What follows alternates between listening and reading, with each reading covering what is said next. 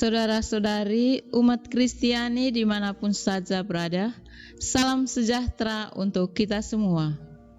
Pada episode kali ini, saya akan menjelaskan tentang asal-usul doa Rosario dan alasan Gereja Katolik menetapkan bulan Oktober sebagai bulan Rosario.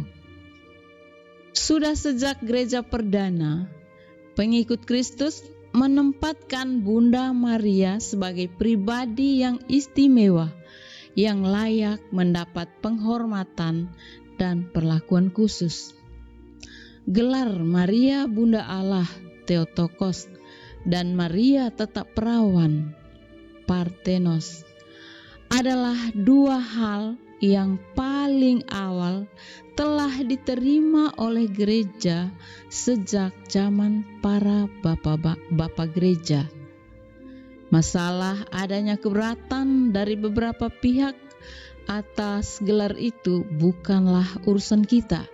Karena itulah yang telah kita terima sebagai iman gereja secara apostolik. Seiring dengan perkembangan gereja, gelar-gelar lain yang bertujuan untuk menghormati Bunda Maria terus bertambah. Hal ini berkaitan dengan peranan Bunda Maria yang terus mendampingi dan menolong anak-anaknya yang sedang berziarah di dunia ini. Saudara-saudari sekalian, peristiwa-peristiwa penampakan di Lourdes, di Fatimah, dan di Medjugorje, dan lain-lain sudah sering kita dengar.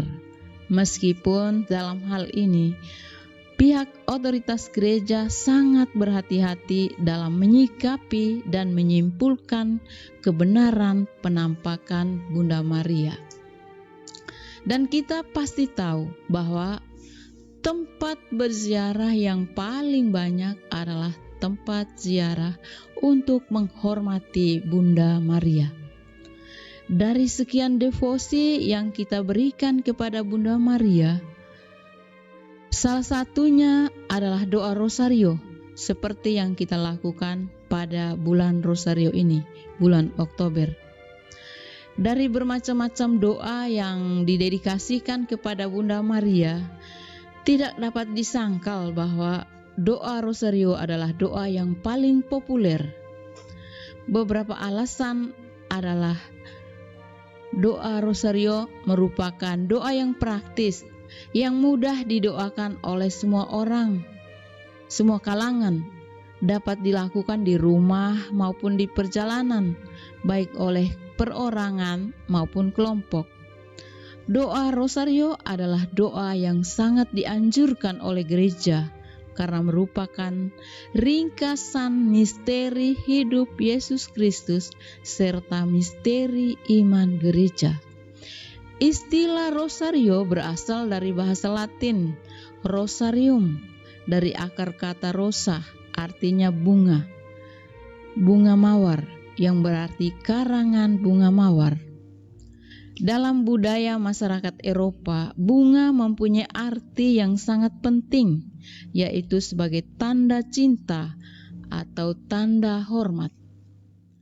Pada abad pertengahan, umat Kristen biasanya merangkaikan bunga mawar untuk dipersembahkan kepada Bunda Maria. Mereka meletakkannya di rumah ibadat di depan gambar atau patung Santa Maria. Dalam proses merangkaikan bunga mawar itu, mereka mengucapkan litani pujian kepada Maria. Ada dua tradisi mengenai asal-usul doa Rosario.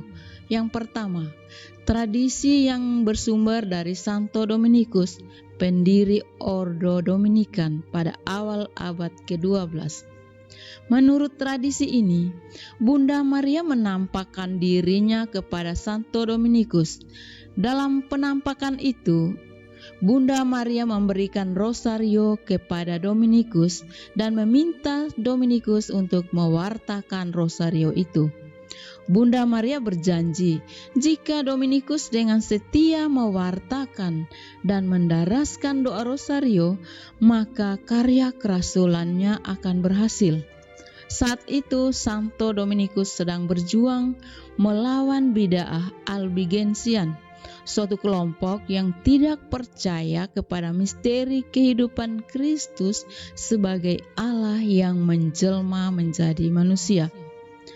Dalam sejarah, akhirnya Santo Dominikus dan para pengikutnya berhasil mematikan bid'ah Albigensian itu dengan jalan menggalakkan doa rosario. Tradisi ini juga menyebutkan bahwa Santo Dominikus adalah santo yang menyebarkan doa rosario seperti yang kita kenal sekarang.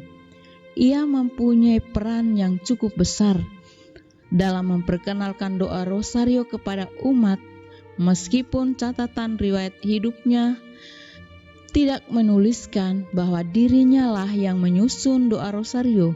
Bahkan konstitusi Dominikan juga tidak menyebutkan sebagai pencipta doa rosario. Pada zaman Santo Dominikus, manik-manik yang sebelumnya dipakai untuk mendaraskan doa Bapa Kami mulai dipakai untuk mendaraskan doa Salam Maria. Secara puitis, umat mulai menyebut satu untaian manik-manik dengan nama Rosarium, yang berarti karangan bunga mawar untuk Maria.